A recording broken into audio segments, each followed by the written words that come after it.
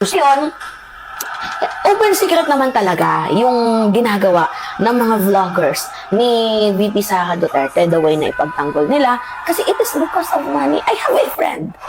Nagtatrabaho sa isang media outlet ng Duterte camp. Alam niyo kung magkano yung offer doon? Sa akin, inoferan ako 70,000. Tapos plus 70,000 sa sweldo ko per month, plus 30,000 na allowance plus condo. Ganun kalaki mag-offer. Diba? Maliban pa dun, meron pang ibang offer. Naranasan ko na din na ma-offera na ipagtanggol ko sa ganito ganyan, pero hindi ko ginawa. Open secret na yan kung ikakanta ko yung mga politiko na mga nagbabayad. Naku po, oo. Ang dami kong resibo, mga minamahal na nung eleksyon, ipagtanggol ko daw sa ganito ganyan, pero tinanggihan ko. Sabi ko, ipagtatanggol kita kapag gusto kita. Pero pag ayaw ko sa'yo, ayaw ko. Kahit bayaran mo ko ng 1 milyon, hindi ko gagawin.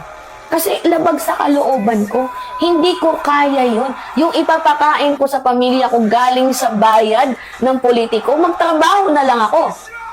Kaya ba YouTube channel ako eh. Monetize naman yung YouTube ko. Sumusweldo naman ng okay naman, sapat naman. Dahil tinutulungan nyo naman ako sa pamamagitan ng pag-like, ng pag-share, diba? Malaking pasasalamat na sa akin yun. At nabibigyan ako ng opportunity kahit paano na kumita. Kahit man lang maliit, basta purong pawis.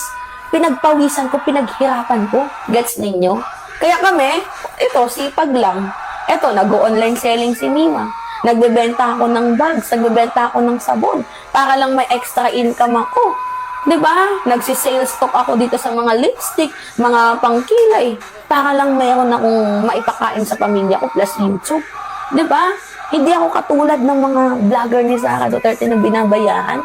Nakakaloka. Diba? Alam niyo, okay na lang na tawagin ako na may utang kaysa tawagin ako na bayarang vlogger.